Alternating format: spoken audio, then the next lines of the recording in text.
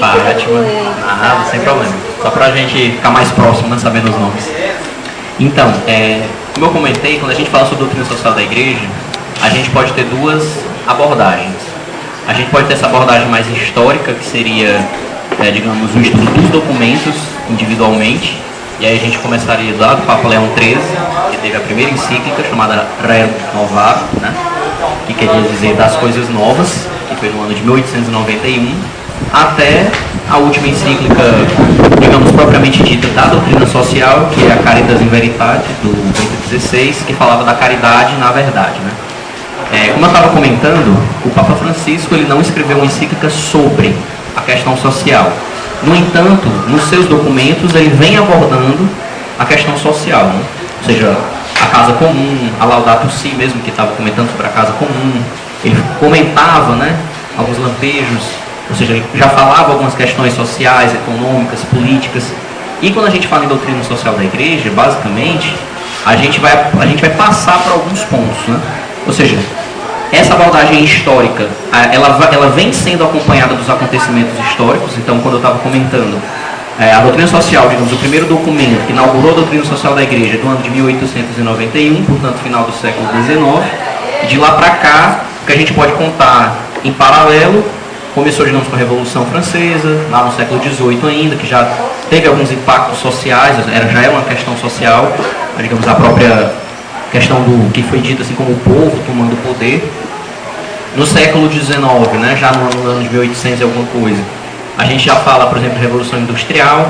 Quando a gente fala em Revolução Industrial, a gente fala já em aumento de produtividade, aumento do uso da tecnologia, em detrimento também da ocupação de pessoas no trabalho. Então houve um certo desemprego. Com o aumento da produtividade, as pessoas passaram a comprar mais, mas também com isso, os funcionários, os operários, eles passaram a trabalhar mais, e aí foi toda a questão de condições de trabalho, proteção, segurança, descanso, férias, enfim, todas aquelas questões que culminaram, que a gente fala das questões trabalhistas, e sei lá, como a gente fala aqui no Brasil, questão de FGTS, 13º, férias, essas questões que são lícitas. Quando a gente diz que é algo que não existiam antes, né? Ou seja, basicamente as pessoas trabalhavam e dependiam do bom senso ou do bom coração do empregador. E, na verdade, quando a gente fala até sobre isso, a doutrina social da igreja, ela não é como os mandamentos. Ou seja, como é que a gente pode enxergar os mandamentos? Nós somos livres, nós somos criados por Deus, a imagem e semelhança de Deus. Livremente, nós voltamos a Deus, e aí ele encontra os artifícios, né, para nos chamar, que seria a questão da conversão. Ou seja, nós somos criados, nós nascemos, somos criados, cada um com a sua história, e Deus vai lá e nos resgata. Através disso, livremente, nós podemos voltar a Deus. Beleza. A questão é, quando a gente vai vivendo, os mandamentos eles vão nos dando um norte. O que nós precisamos, digamos, seguir para que nós consigamos caminhar bem rumo à salvação, né? A nossa salvação e a santidade comum, né? Como a própria comunidade que eu comentei, foi o tema da reciclagem de 2013, né? A santidade comum. Então, os mandamentos, se você segue os mandamentos, você fica ali mais próximo da salvação, você fica com a consciência tranquila, você se afasta do pecado. Logo, se você se afasta do pecado, você se aproxima de Deus, já que o pecado é o afastamento da vontade de Deus. E fazendo a vontade de Deus, você vai fazer aquilo para o qual você não foi criado. Você foi criado com um objetivo, você foi criado com uma missão, né? Não que você foi criado por causa disso, você foi criado por amor livremente, mas uma vez criado, com essa missão para voltar a Deus, e uma missão própria que faz com que você não volte a Deus sozinho ou sozinha. Você volta a Deus com outras pessoas. E essas pessoas são as que a gente fala, são as pessoas que Deus nos deu, né? São as pessoas da nossa célula, são as pessoas às vezes da nossa vizinhança, do nosso trabalho, as pessoas que a gente vai se encontrando durante a nossa vida. E essas pessoas, às vezes, a forma que elas vão ter para se voltar a Deus, às vezes é através de nós, né? Às vezes nós somos o evangelho daquela pessoa, que às vezes não tem uma missa, não tem os sacramentos, não conhece bem, por exemplo, a doutrina da igreja. Então, você, Fátima, eu, Evilásio, Luiz Carlos, nós seremos o evangelho daquela pessoa. Então, por isso que a gente fala tanto de a gente viver aquilo que a gente fala, né? E se a gente fala, é porque a gente leu, é porque a gente rezou, é porque a gente teve contato. E é por isso que a gente precisa tanto de estar próximo, né? Da questão do evangelho, das missas, dos sacramentos, da adoração, da nossa Eucaristia diária, da nossa oração diária, pessoal e comunitária, na oração comunitária que a gente, no caso, tem uma vez por semana no grupo de oração, uma vez por semana no caso da célula, as formações, tudo aquilo para a gente continuar andando, né? Para a gente continuar colocando o nosso caminhãozinho aqui para frente. Beleza, então os mandamentos a gente vai lá, se a gente peca, ou seja, a gente foge a algum daqueles mandamentos nós nos confessamos, então a gente tem ali como, digamos, umas regras, né? Que a gente pode seguir. Ótimo. O que é doutrina social da igreja, né? Como eu tinha comentado. Doutrina social da igreja, para começo de definição, ela não é um conjunto de regras, mas ela é um conjunto de documentos. Por se tratar de um conjunto de documentos, doutrina social da igreja, você, digamos assim, para você estudar a doutrina social da igreja, para você conhecer a doutrina social da igreja, você precisa ter acesso a toda a documentação que já foi escrita. Ela não é, por exemplo, um documento fechado, né? Como eu estava comentando com o Luiz Carlos. O documento mais próximo de um documento fechado seria o compêndio. Porque no compêndio a gente vai ter os temas que tratam da questão social em um livro só. Agora, se eu for atrás de documento por documento, não tem, por exemplo, uma encíclica que tem dizendo lá em cima, faz parte da doutrina social da igreja. Mas se ela fala da questão social, a gente pode incluí-la como parte da doutrina social da igreja. E aí a gente fala justamente dessa questão que a primeira encíclica que abordou a questão social foi a Rerum Novarum de 1891. No entanto, não foi o primeiro, vamos dizer assim, o primeiro documento, se é que eu posso dizer, algo público que a igreja tenha falado sobre a questão social, já que ela se pronuncia sobre a questão social desde sempre, na verdade.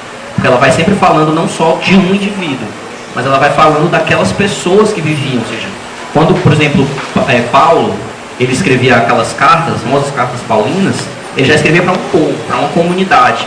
Então, de uma certa forma, mesmo que a salvação fosse pessoal e fosse, por exemplo, conduta de um indivíduo naquele meio, se o indivíduo ele respeita e vive bem uma determinada conduta, as outras pessoas vão conseguir viver melhor, em consequência, a vida social naquela comunidade, naquele povo, vai ser uma vida melhor. Ou seja, a igreja ela já falava sobre isso. Então, a questão social, como ela vem sendo falada da Rerum Novarum para cá, aí sim, ela já vai abordando mais as questões políticas, as questões econômicas, as questões sociais, culturais, a questão da internacionalização. Quer dizer, a gente já falava de nações, de países, um país já se colocava contra outro, tanto que a gente, depois, quer dizer, a primeira doutrina social nem havia ainda tido a Primeira Guerra Mundial. Quanto mais depois da Primeira, da Segunda Guerra Mundial, conflitos que a gente tem hoje, por exemplo, que a gente vê, a gente tem mais acesso, porque hoje a gente já tem acesso à internet, tem acesso ao meio de comunicação de forma mais fácil. Então, quando a igreja ela vai falar de doutrina social da igreja, ela vai justamente abordar não apenas a questão social, mas tudo aquilo que interfere na questão social. E aí vão ter subtemas, né? E é por isso que eu falo sempre que o compêndio ele vai falar um pouco disso, ele vai, digamos, resumir, mas você pode pegar uma encíclica em particular e ler aquela encíclica. Quando a gente parte para esse estudo por documento, como eu também havia comentado, o que é muito importante? Você vai precisar do documento, você vai precisar saber quem escreveu aquele documento, em que ano ele escreveu e sob que condições, digamos, tanto o Papa estava e o que havia de problema, vamos dizer assim, no mundo. Ou seja, uma encíclica normalmente ela visa alinhar, ela visa corrigir alguns pontos que algumas pessoas, não, a gente faz assim, não, a gente faz daquela outra forma. Qual é a certa? A encíclica ela vai trazer o que a igreja pensa. Quando a gente fala que a igreja escreve um determinado texto através do Papa, a gente, enquanto católicos, nós acreditamos que ele fala, é inspirado pelo Espírito Santo e à luz do Evangelho. Ou seja, a doutrina social da igreja é um conjunto de pensamentos que vão nortear a vida social à luz do Evangelho. Ou seja, eu vou ter uma conduta de vida individual na minha casa, mas eu também vou ter uma conduta de vida no meio social. A partir do momento que eu saio da minha casa, que eu passo a conviver com pessoas, sejam as da minha rua, do meu trabalho, da minha faculdade, eu já vou passar a conviver. E a partir do momento que eu passo a conviver, eu já não sou mais apenas um católico. Eu já sou um católico, eu já sou um eleitor. Eu já sou um eleitor, mas eu já sou como é que eu posso dizer? Um paciente do hospital público perto da minha casa. Eu já sou um usuário de ônibus. Eu já sou um pedestre. Então, a gente vai ganhando alguns adjetivos a partir do momento em que a gente sai de casa. Você está atravessando a rua, você é um pedestre. Está dirigindo um carro, você é um condutor. Você está andando de ônibus, você é um usuário do transporte público. E assim vai. Trabalha é um trabalhador. Se você trabalha, é um trabalhador. Se não trabalha, é um desempregado. Então, como a gente brinca, a gente acaba se tornando estatística, né? E às vezes essas estatísticas são ruins, são negativas. Vamos falar de violência. Por exemplo, você morre, a gente sabe que é uma vida que se perde. E a igreja, ela defende a vida em todas as suas instâncias. Para as estatísticas, é um assassinato a mais, é um roubo a mais, é um assassinato a mais, sei lá. Alguns números que aumentam e às vezes não tem nem uma resposta, né, significativa. Então, só para colocar essa diferença, a doutrina social da igreja, portanto, não é uma regra. Não é como os mandamentos, que vão dando os pontos e a gente vai seguindo ou não seguindo, respeitando ou não respeitando. Mas ela vai nos passando um norte. Justamente por se tratar de um norte, ela não é tão simples, vamos dizer assim. Porque a gente poderia pensar, então, por que já que existe a doutrina social, por que os governos simplesmente não usam a doutrina social como uma forma de governo, né?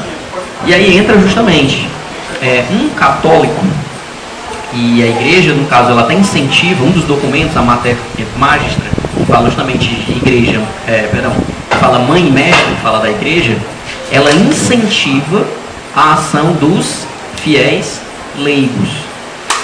Ou seja, ela incentiva que os leigos, nós, né, estudemos, leiamos, rezemos com a doutrina social, conheçamos mais, façamos cursos, e a gente possa ir difundindo, a gente possa ir falando mais, que as pessoas conheçam mais e mais e mais e mais e mais. Na paróquia que a gente frequenta, a gente conversa com o pároco, e aí assim a gente vai tentando fazer com que ela seja mais difundida. O padre, ele já tem as suas atribuições. Nada impede, óbvio, que ele, em um outro momento, que não, por exemplo, de uma celebração eucarística, não um momento de adoração, aquele momento, ele está falando, ele é a própria pessoa de Cristo. Então, quer dizer, é uma responsabilidade muito grande. A confissão, o cuidado espiritual das almas, então já é uma responsabilidade muito grande. E nós, enquanto fiéis leigos, nós somos formados por esses sacerdotes e pela doutrina da igreja, pelo magistério da igreja. O magistério da igreja hoje ele é acessível, né? Mas eu posso ir numa livraria e comprar uma encíclica. Como o Luiz Carlos também havia perguntado, onde é que eu posso comprar, por exemplo, o compêndio, né? Pronto, né, que ele tinha falado das encíclicas. Eu até comentei, o compêndio eu não sei se tem aqui, né? Acho que nem tinha, né? Mas, quer dizer, você vai numa loja no centro, uma loja católica, numa livraria, ou talvez no Salão da Paz, não sei, porque o Salão da Paz essa livraria é um pouco maior, mas você encontra, né? Alguns documentos você compra, você lê, você vai marcando, você pode chamar o padre para conversar, para perguntar para ele, você pode ir na sua paróquia, pode às vezes, hoje em dia a mídia, né, também ela vai facilitando, nós temos programas, tem, por exemplo, a Canção Nova, Rede Vida, que você tem acesso, você manda uma carta, manda um e-mail, e aquela pessoa responde, tira sua dúvida, né? Então, quer dizer, a gente tem meios para a gente tentar sair dessa, entre aspas, alienação, ou seja, daquilo que você não conhece, daquilo que para você é estranho, né? E, uma vez que a gente conheça melhor, é mais fácil a gente viver melhor. Então, alguns dos pontos que a doutrina social fala pode ter margem de interpretação. E a partir do momento que tem margem de interpretação, eu posso entender de um jeito, achando que estou certo, a Fátima de outro, Luiz Carlos de outro, e nem por isso um esteja errado, ou enfim, talvez a gente esteja falando da mesma coisa sobre óticas diferentes, né, pontos de vista diferentes. E aí fica um pouco difícil da gente dizer quem está certo e quem está errado, quando a gente fala basicamente de algo desse tipo. No entanto, a verdade é absoluta. Ou seja, o que nós falamos é o Evangelho. Então, o Evangelho deve ser sempre o nosso norte. Então, o que o Papa Francisco vem falando, como também havia comentado aqui no início, que ele pode não ter escrito um documento explicitamente sobre uma questão social, mas basicamente o que ele vem fazendo no mundo nos últimos anos, ou seja, desde 2013, né, quando ele começou o pontificado, inclusive vai completar 3 anos de pontificado amanhã, né, no dia 13 de março, o Papa Francisco, né? Quer dizer, o pontificado dele começou no dia 13 de março de 2013, que foi uma quarta-feira. Amanhã, né, 13 de março, vai estar em 3 anos. Então, durante esse tempo, o que ele vem fazendo? Em pouquíssimo tempo, vamos dizer assim, 3 anos em cima da história da igreja, é ínfimo, né? Quer dizer, houve uma reaproximação de Cuba com os Estados Unidos, o que é algo que não acontecia há mais de 50 anos. O Papa Francisco ele se reuniu recentemente, também em Havana, a visita recente quando ele foi para o México, com o Kirill, que é digamos, o chefe, né, o representante da igreja ortodoxa, ensaiando uma aproximação também da igreja católica apostólica com a igreja católica russa. E a gente sabe que a igreja católica russa, por estar na Rússia, ela estava vivendo durante todo esse tempo um regime comunista. Ou seja, a gente viveu durante todo o século XX a chamada Guerra Fria. Durante todo o século XX não, mas principalmente a partir da Segunda Guerra Mundial, a chamada Guerra Fria, onde a gente dividia o mundo capitalista do mundo comunista, socialista, enfim, né? E aí a gente meio que, e aí, quem é o certo? A gente sempre meio que tende a dividir, né? Sempre o bem contra o mal, enfim, só existem duas possibilidades sempre. E aí o que o Papa vem tentando? Aproximação, conciliação, paz. E aí algumas vezes, quando o Papa às vezes emite uma determinada opinião, um determinado documento, pessoas de um determinado segmento vão dizer, o Papa é de esquerda, o Papa é socialista. Aí o pessoal do outro lado, não, esse Papa não fala disso, daquilo, não é porque ele é do lado de lá, ele é de direita, ele é isso, aquilo, o Papa é ultraconservador. E aí fica, né? Você fica sem saber. E lembrando sempre, o nosso norte não é nem esquerda e nem direita, é o centro. E quem é o centro? Jesus Cristo, o Evangelho, morreu, pronto. Isso é simples? Não. Algumas pessoas fazem determinados atos acreditando estar vivendo o Evangelho. Então, é por isso que a gente, quando vai conversar com alguém, quando a gente vai apresentar alguma coisa, é difícil da gente ir acusando, né? Aquela coisa que a gente brinca, você está apontando um dedo e estão voltando 4. Então é difícil, assim, de você acusar, né? Mas tudo pode ser dialogado, conversado. E é isso que o Papa Francisco vem tentando fazer. Essa conciliação, essa paz mundial. Vai haver em junho também não lembro exatamente o nome, eu acredito que seja um sínodo, com representantes da Igreja Católica Apostólica e representantes da Igreja Católica Ortodoxa Russa. Quer dizer, já é também um ensaio de aproximação. E recentemente, não apenas houve essa aproximação de Cuba com os Estados Unidos, mas voos já estão liberados, o que não havia. Então, e também já vai sendo falado já de paz, também em alguns países da América Latina que ensaiavam alguma guerra, alguma coisa do tipo. Na Colômbia a gente tinha, por exemplo, tem ainda, na verdade, as Forças Armadas Revolucionárias, são as FARC, que sempre, enfim, por serem revolucionários, os ideais revolucionários acabavam indo contra a ordem social, e já há uma negociação, já há um momento de conversa, em alguns países como o Chile, como Bolívia. Então o Papa, ele tem sempre esse papel de intermediador, né, de conciliador. E aí, o papel de conciliar não é fácil, você tem que abrir mão de alguma coisa, o outro lado também, para que as pessoas, né, para que os dois lados consigam olhar para o mesmo lado. Né? Tá um olhando para cá e o outro para lá, a gente tem que deixar as diferenças e tentar seguir, sem abrir mão do Evangelho, sem abrir mão de Cristo, sem abrir mão da palavra de Deus. Né? Isso é muito importante. Ou seja, não é que a gente esteja pregando, por exemplo, uma religião universal, sem dogmas, sem princípios e sem o cristianismo, sem Cristo. Mas a gente prega a paz, acima de tudo, o diálogo religioso, como eu falo também. O próprio Vaticano tem o Pontifício para o Diálogo Interreligioso, e recentemente também o Papa já visitou uma mesquita, já visitou também uma sinagoga judaica. Então, ele precisa ter esse diálogo com outras religiões. E, claro, ele precisa também ter sempre essa palavra para nós católicos. Então, a doutrina social, apesar de ser dita doutrina social da igreja, ou seja, quando ela é conhecida não apenas como doutrina social, mas da igreja, ela é uma proposta da igreja católica, mas não apenas para a igreja católica. Ela é uma proposta para a sociedade como um todo. Claro que aí vão entrar pontos que nós não abrimos mão e não devemos abrir mão, como a vida. A vida é um ponto inegociável.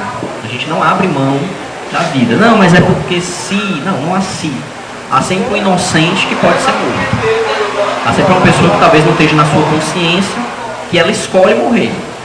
Mas a gente sabe que pode ser um momento de desequilíbrio, pode ser um momento de profunda depressão, pode ser um momento onde ela não esteja na sua normalidade e ela talvez, na angústia, enfim, acabe buscando essa saída, né? Então, né, só fazendo essa introdução, a doutrina social, então, ela não é um conjunto de regras, ela é um conjunto de documentos. Esses documentos não são fechados, eu não posso dizer, né, Luiz Carlos, ó, são esses aqui. Mas se eu posso colocar que esses documentos, como a gente trouxe na semana passada, falam sobre.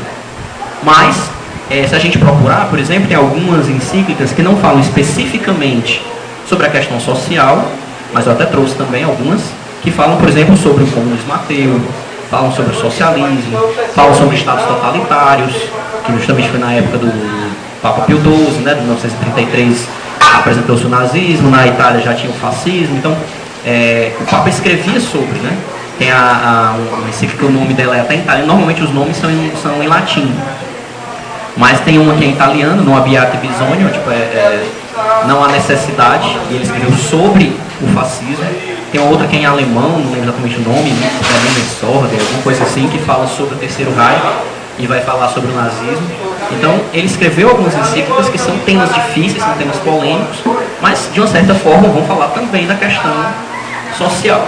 Não estaria listada, talvez, como uma encíclica da doutrina social, talvez não esteja no compêndio, mas também são leituras que ajudam para a gente ir entendendo essas questões. Quer dizer, quando a gente fala de um governo, a gente pode criticar, por exemplo, aquele governo. Mas se a gente está criticando aquele governo, eu estou criticando porque ele está sendo ruim para mim, ou porque ele está sendo ruim para o povo? Quando um político ele fala que ele está, não, mas eu estou aqui cuidando do povo, ele está falando aquilo para agradar e ganhar votos, ou ele de fato está preocupado com o povo? Que é o que a gente fala às vezes, quando a gente fala, por exemplo, de uma determinada medida populista. O que é uma medida populista? É uma medida que atende, digamos, em um primeiro momento, aos anseios do povo, mas que traz consequências ruins, negativas para aquele governo. E, obviamente, vai acabar respingando no próprio povo. Então, algumas medidas são ditas populistas, que em um primeiro momento são boas, mas depois são ruins, né? Então, eu vou falar aqui, basicamente, de alguns princípios, só para a gente falar mais especificamente sobre a doutrina social, que nos ajudam a discernir. Quando eu falo em ajuda a discernir, lembrando, esse critério de você deve votar em partido A ou partido B, candidato A ou candidato B, essa é uma decisão pessoal. A gente nunca deve dizer não faça isso, mas a gente pode apresentar o que o Evangelho prega, o que a Igreja nos diz, e você, na sua consciência, não, eu acredito que esse partido, esse candidato, seja o que mais se aproxima. O que a gente coloca é que não existe um partido ideal e não existe um candidato ideal. Mas a gente tem que estar sempre ali, ponderando, digamos, o que é mais grave, o que é mais importante, o que eu não abro mão, o que talvez auxilie, o que mais se aproxime, por exemplo, pelo menos a um candidato católico. Enfim, você pode ter ali algum filtro, algum perfil, né? Mas a doutrina social, ela fala principalmente de 4 pontos, certo? São 4 princípios que norteiam a doutrina social. O primeiro deles é o princípio da dignidade da pessoa humana. Esse princípio é importante e alguns desses princípios eles são bem explícitos de por que a igreja, por exemplo, é contrária a socialismo e comunismo. Alguns desses regimes, principalmente esses regimes que a gente fala regimes de extrema esquerda ou de esquerda, que vão tender a socialismo, comunismo e algo do tipo, eles tendem a dividir a sociedade em 2 grupos. O povo, o proletariado, o pobre, e os governantes, a elite. Então a gente pode prestar atenção quando alguém, por exemplo, vai às vezes dar uma entrevista, vai falar alguma coisa, ele vai falar, nós estamos preocupados com o povo. As medidas que nós fazemos é para o povo. Eles, da elite, estão querendo atrapalhar o nosso... Quer dizer, há uma divisão de elite e de povo. Quando a doutrina social ela começa a apresentar a doutrina social que fala da dignidade da pessoa humana, ele diz, toda pessoa humana possui igual dignidade, por ser imagem e semelhança de Deus. Toda. Então, quando a igreja ela começa a falar sobre a doutrina social, e o primeiro princípio é o da dignidade da pessoa humana, ela não vai fazer distinção de cor, de raça, de, entre aspas, classe social, de emprego. Ah, porque o fulano, ele trabalha, por exemplo, coletando lixo na rua e o outro é jogador de futebol. Quem é mais importante? Talvez na mídia, talvez para arrecadar mais dinheiro, um seja mais importante do que o outro. Mas em termos de dignidade, cada um tem a sua importância. Cada um contribui para a vida social. E aí a gente pode ter também essa crítica, não apenas a regimes de esquerda, mas a regimes também que são totalmente voltados para essa, digamos, essa ótica capitalista e tendência para a direita. Quer dizer, eu posso talvez dar merecimento mais a alguém porque ele ganhe mais, porque ele se vista melhor, e aí talvez eu consiga tratar melhor o fulano, porque ele se veste bem, porque ele ganha bem, então eu já começo a olhar para ele com outros olhos. Chega alguém ali, que às vezes está mal vestido, às vezes está com o cabelo todo sujo, está todo sujo, suado, vem com a barba mal feita, aí você já tem até medo. Você não consegue nem olhar para aquela pessoa. E aquela pessoa pode ser o próprio Cristo, né? Como ele, tanto a gente vê exemplos como ele apareceu, por exemplo, para Santo Faustino e tantos outros, né? Ele sempre aparecia travestido ali um pobre, um mendigo. Então, a gente não pode fazer essa distinção. Fulano merece mais a salvação do que o outro. Todos são constituídos de dignidade. E o fato de todos serem constituídos de dignidade, não há alguém que mereça mais a salvação do que o outro. Não há, por exemplo, quem mereça mais um emprego do que outro. A gente não deve favorecer uma pessoa, um grupo, em detrimento de outro. A nossa salvação deve ser sempre voltada para todos. Então esse já é o primeiro princípio, né, que é o princípio da dignidade humana. O segundo princípio é o princípio do bem comum. Quando eu falo, por exemplo, do princípio do bem comum, entra justamente aquela questão que eu estava falando. Às vezes quando a gente vai escolher um determinado candidato, eu falo muito de candidato porque são os governantes que basicamente vão estar ali gerindo a vida de um povo, né? A sociedade, enfim, órgãos estatais, órgãos públicos e tudo mais. Então, basicamente quando a gente vai falar do bem comum, eu vou dizer, eu vou votar no candidato A, ou até eu peço para o Pernambuco, qual é o seu nome? O Evaniel, eu digo, você vai votar, por favor, vote no fulano de tal, porque se ele ganhar, eu vou ficar com emprego, porque eu trabalho na equipe dele. Então, se o candidato ganhar ali para prefeito, sei lá, para vereador, aí eu vou estar na equipe dele, então eu vou estar ganhando. Aí você, não, eu sou amigo da Fátima, então eu vou votar no candidato lá, pelo menos ela está empregada. Você está pensando no povo ou nela, ou naquela pessoa que ele pediu? E aí a gente, mas se eu não pensar nela, quem é que vai pensar, né? A gente começa às vezes a meio que se justificar. Então, o bem comum, ele tem que estar sempre preocupado com a dignidade, a unidade e a igualdade de todas as pessoas, fazendo com que, na verdade, a gente esteja preocupado com o bem comum, com o bem de todos, né? Quando a gente vai falando aqui nesses dois princípios, bem comum e dignidade humana, a gente vai pensar em diversos aspectos. Por exemplo, como é que eu posso dizer que uma pessoa ela vive de forma digna? Uma moradia, alimentação. Quer dizer, se uma pessoa dorme na rua, eu já olho para ela, imagine se fosse eu, dormindo na rua, batendo chuva, batendo sol, e a gente sabe que até mesmo pessoas moradores de rua, e tem pessoas até que optam, escolhem morar na rua, não tem aqueles que moram, porque enfim, não tem aonde morar, e tem aqueles que querem. E mesmo você querendo ajudar, não, eu quero morar na rua. É uma condição talvez ali, quer dizer, tá frio. Aqui a gente não sofre tanto com frio, ainda assim faz frio durante a noite, mas quer dizer, em cidades talvez que a temperatura esteja mais perto de zero, uma roupa melhor assim para agasalhar o frio, um banho, né, que a pessoa possa tomar, é uma questão digna. Na alimentação, tem pessoas que têm que procurar o lixo ali para ver se tem alguma comida, ou ficam pedindo, porque se não pedir não vai ter o que comer. E a gente fica às vezes chateado, você está ali no seu conforto, comendo, aí chega uma pessoa, me dá esse pedaço do teu pão, compra um sanduíche ali para mim, aí você fica às vezes chateado, mas não me deixa nem descansar, né? E aquela pessoa está com fome, né? Então esses pontos fazem parte da dignidade. E se eu estou preocupado com o bem comum, eu estou preocupado, será que as pessoas estão dormindo bem? Pelo menos assim, né? Não no sentido de sono, mas tem um local para dormir? Tem o que comer? Eu estou ajudando de alguma forma? Porque imagine, eu sozinho não vou poder resolver. Se eu vender tudo que eu tenho, eu não vou conseguir resolver.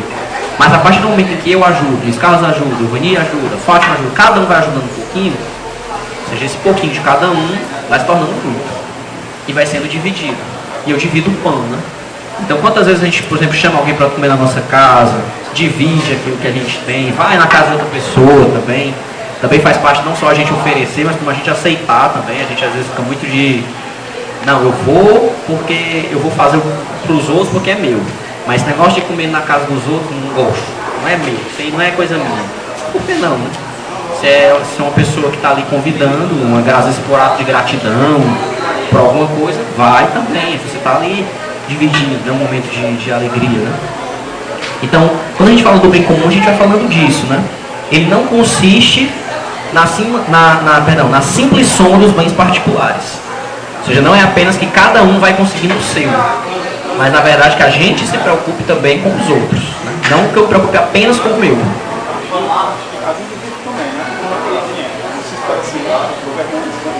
Mais parte de cada indivíduo também. Cada um fazendo a sua parte, né? Isso que eu falei, cada um sair um pouco de si para o outro, tem uma responsabilidade do outro. Então não é melhor, né? A tendência é só esperar lá de cima e eu aqui só reclamando. E aí até a gente fala, né? Ele vai falar justamente dessa questão de todos os membros da sociedade, vai falar do papel do Estado, né? Que é papel do Estado também, claro, se preocupar com o bem comum, mas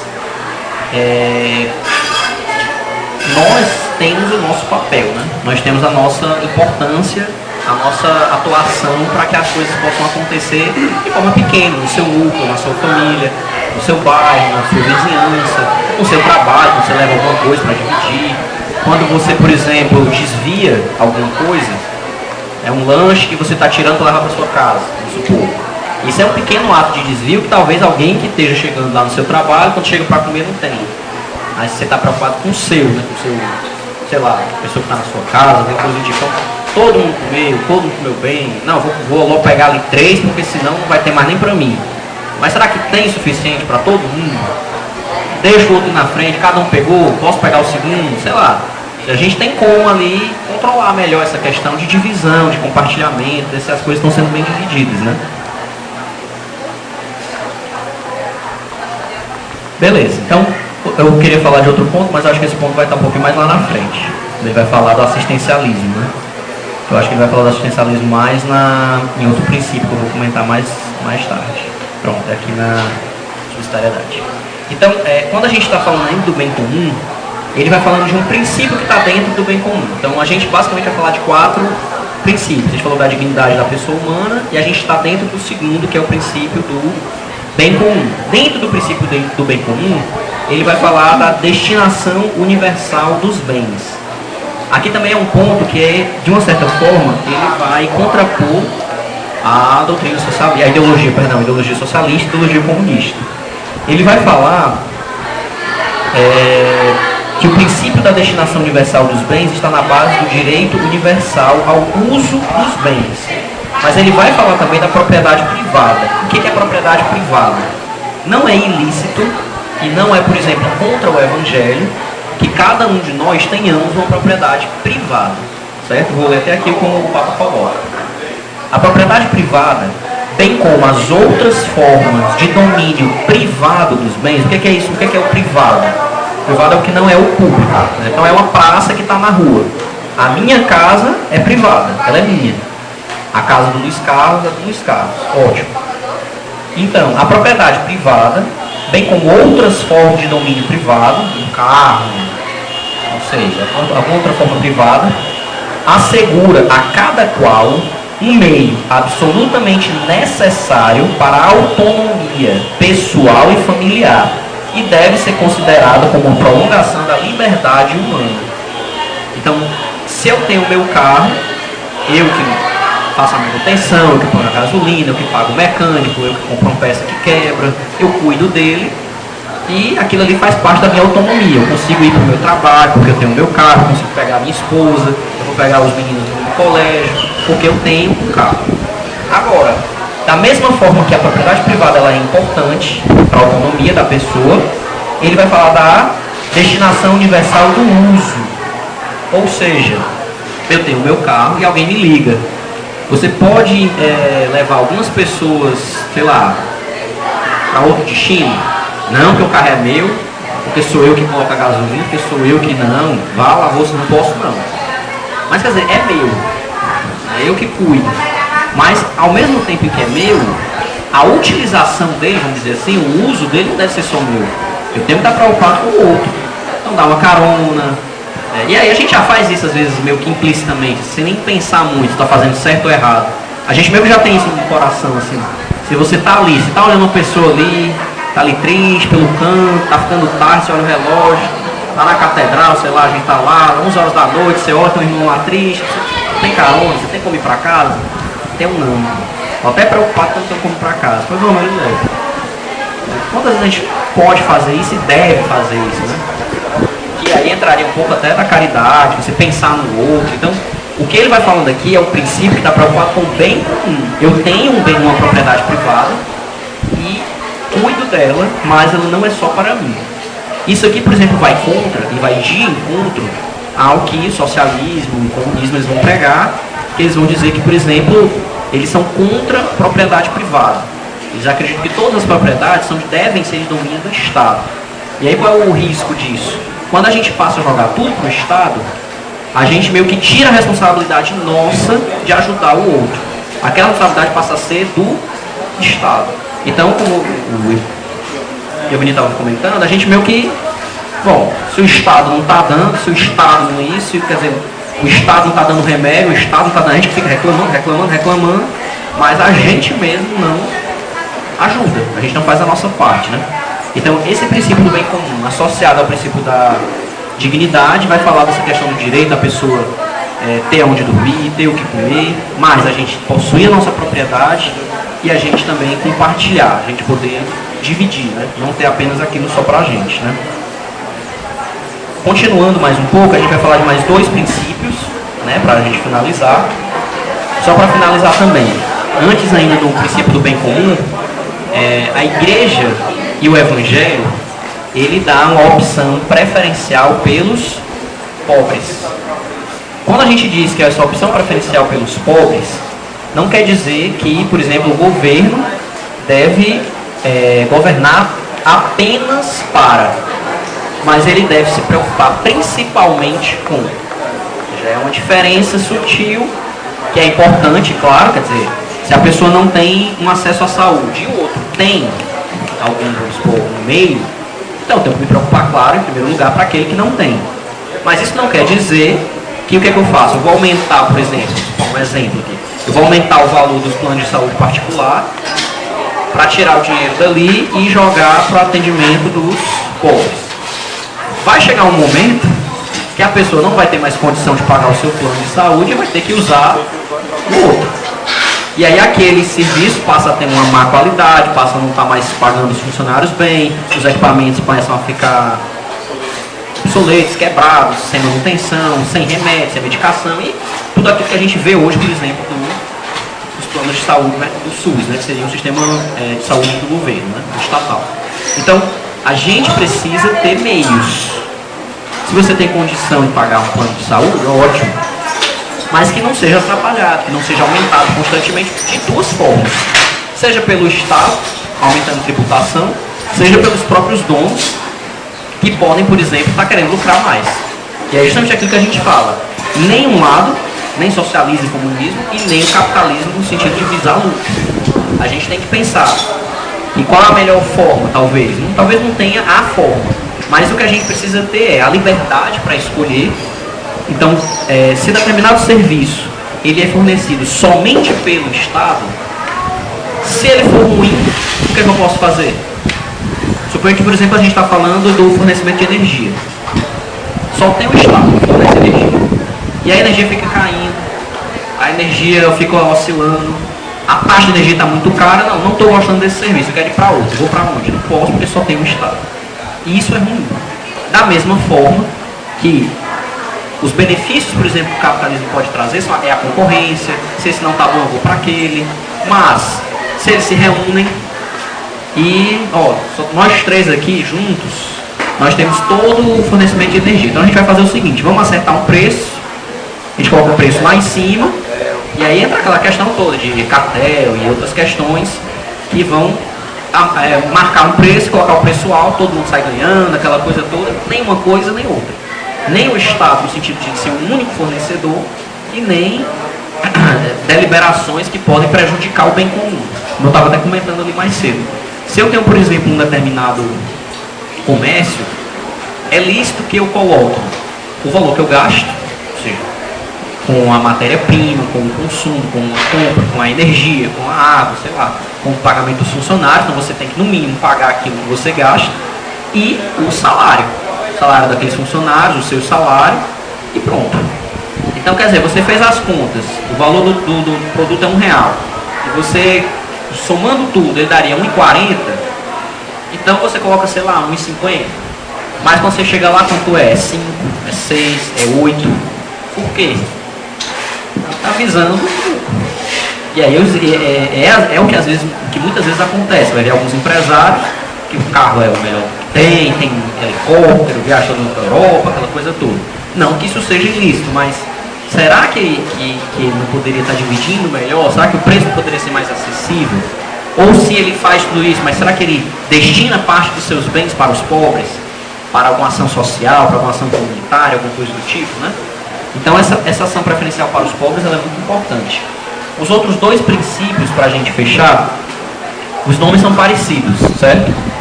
Que é o da solidariedade, que é um nome mais fácil, um nome que a gente já está mais acostumado, e um outro que é chamado subsidiariedade. Subsidiariedade. Vou dizer mais uma vez aí. Que seria de subsídio, subsidiariedade. Esses dois princípios vão dizer basicamente o quê? O princípio da subsidiariedade vai dizer: não é lícito impedir aos indivíduos o que eles podem realizar com as suas forças e a indústria própria para confiá-lo à comunidade. Assim como também é injusto remeter a uma sociedade maior e mais alta aquilo que as comunidades menores e inferiores podem fazer. É meio que, resumindo, é como se os pequenos conseguem fazer um determinado serviço, chega um grande e passa por cima de tudo, aquilo não é justo. Deixa determinados serviços para os pequenos, porque é um meio de vida, ele vai estar se sustentando. A gente não pode dizer, vamos supor, um determinado pescador, o pescador deve ser uma vida muito sofrida, Deus me livre ser pescador. Mas aquele pescador que tem aquela vida, ele está satisfeito com a vida dele. Ele pode estar feliz com aquela casinha dele, sim, com a esposa dele, cuida, tem um sustento, vai lá no mar, pesca, volta, ele pode estar feliz com a vida dele. Aí chega uma indústria pesqueira, contrata ali todo mundo, paga um salário fixo, alguns acham melhor, porque não vão ficar dependendo da providência de Deus, né? Vão ficar dependentes daquilo que o determinado empregador vai pagar, só que justamente abandona a providência, abandona a oração, abandona muitas coisas que às vezes nós somos chamados. Mesmo nós que não estamos talvez em determinado serviço, nós somos chamados a viver a providência de Deus. Né? E aí eu vou falar aqui do assistencialismo, né? Que também é um ponto importante que a doutrina social vai tocar. Com o princípio da subsidiariedade, estão em contraste formas de centralização, que eu estava comentando de só um fornecedor, de burocratização, de assistencialismo e de presença injustificada e excessiva do Estado e do aparato público. Ao intervir diretamente, irresponsabilizando a sociedade, o Estado assistencial provoca a perda de energias humanas e o aumento exagerado do setor estatal, dominando mais por lógicas burocráticas do que pela preocupação de servir os usuários com um acréscimo enorme das despesas. Isso aqui seria o quê? O que é uma medida assistencialista? A gente fala muito disso, por exemplo, nos últimos anos de governo, quando você tem medidas assistencialistas. Algumas medidas são importantes? Sim, como a gente estava falando, deve caber ao Estado a preocupação, por exemplo, com aqueles que não têm, aqueles que não têm acesso à saúde, aqueles que não têm acesso à energia, aqueles que não têm acesso ou seja, a gente estava falando da dignidade da pessoa. Então, eu posso ajudar, nós enquanto pessoas podemos ajudar, a igreja enquanto instituição caritativa pode ajudar? Ótimo. O Estado pode ajudar? Também. A partir do momento em que o Estado começa a aumentar demais, digamos, o seu papel, a sua atuação, uma medida assistencialista passa a ser talvez o sustento daquela pessoa. E aí a gente fala de bolsa isso, bolsa aquilo outro, bolsa aquilo mais. É importante em alguns aspectos, sim. A gente não pode dizer simplesmente, vamos acabar com isso. Porque aquela pessoa é preguiçosa e está só ganhando dinheiro fácil. Mas tem condições para ela ganhar aquela bolsa? Tem. Por exemplo, bolsa escola. A criança tem que estar matriculada na escola. Ótimo.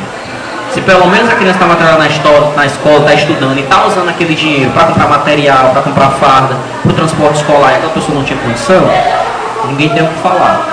A partir do momento em que você já começa a colocar, mas tem o Bolsa Gás, tem o Bolsa Escola, tem o Bolsa Família, tem o Bolsa, sei lá. E aí aquela pessoa começa a depender do Estado. Ou seja, ela não é mais uma medida assistencialista do Estado. Já passa a ser uma medida que o Estado passa a ser o principal provedor de fonte. E aí a pessoa fica, não posso mais votar em outro, eu tenho que votar nesse, porque senão eu vou perder. E aí pode acontecer, não estou dizendo que é o que acontece, pode acontecer de a pessoa não procurar mais um trabalho, ou de procurar um trabalho mais simples, ou de não estar mais atuando em determinados setores, porque precisa. E alguns setores vão ficando obsoletos, vão ficando, digamos, ruins. Quando também pode atuar na questão do sentido de greve, de determinados serviços não tem mais greve. E da outra parte, entra a questão de consumo. Quer dizer, antes a gente respeitava muito alguns feriados. A gente vai ver muito isso, principalmente agora na Semana Santa. Antes, né? O Fátima pegou isso, então minha mãe comentava que havia a Semana Santa. O que é a Semana Santa hoje? Sexta-feira e olhe lá. Quinta-feira já é ponto facultativo. Algumas pessoas às vezes nem conseguem ir para um retiro, correm, saem do trabalho ali para a missa da noite. E olhe lá, porque tá no trabalho na quinta-feira. Sexta-feira é o feriado. E ainda assim alguns têm que trabalhar. E tem o sábado, e tem o domingo. A pessoa não consegue mais viver. Então, às vezes, o que o Estado também pode fazer é o distanciamento das pessoas da sua fé. E é o que a gente fala, por exemplo, do Estado ateu. Ou seja, um Estado que talvez ele, por ele se dizer laico, ele acaba atacando as religiões de uma determinada forma, direta ou indireta. E as pessoas vão se distanciando e vão apoiando cada vez mais medidas, ou sei lá, leis, ou enfim, decisões anti a vida, anticristãs, enfim, né? Alguns desses pontos. Então, a doutrina social, ela fala do assistencialismo, que ele não pode ser excessivo. Né? Assim como, por exemplo, também, algumas correntes, por exemplo, defendem a ausência de Estado. Algumas correntes políticas dizem que nós estamos, tá vendo? O Estado é ruim, então vamos acabar com o Estado. A doutrina social não fala em nenhum momento que não deve haver Estado.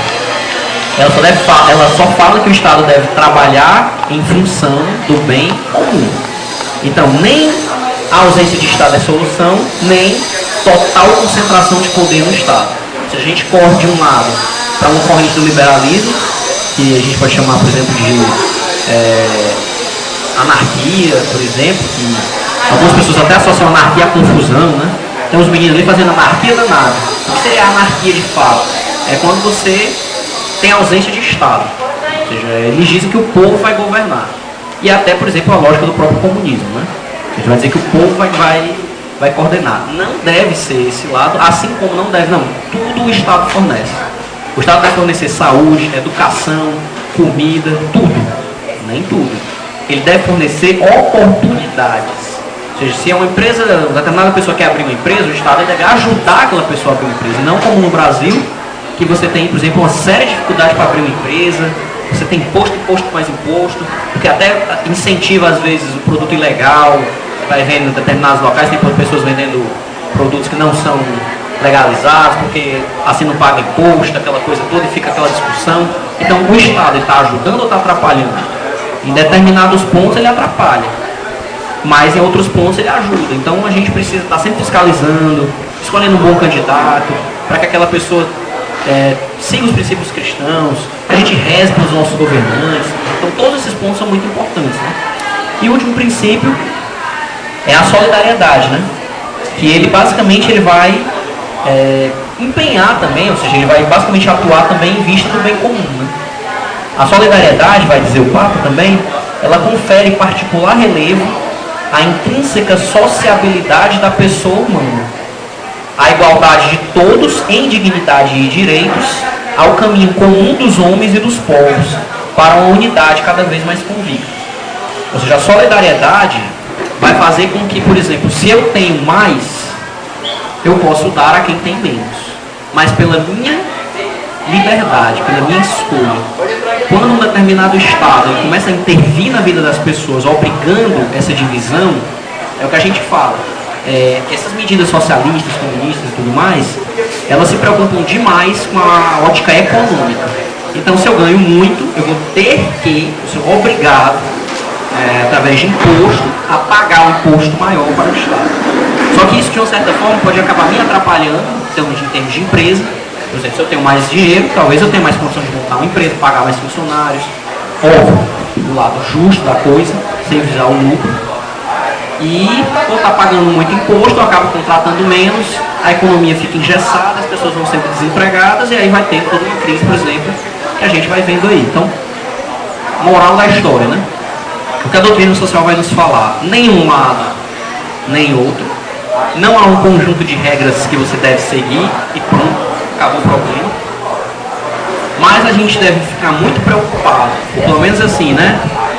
Com a pulga atrás da orelha, quando algum político fala que está falando em nome do povo, vai fazer medidas para o povo. Tá mesmo?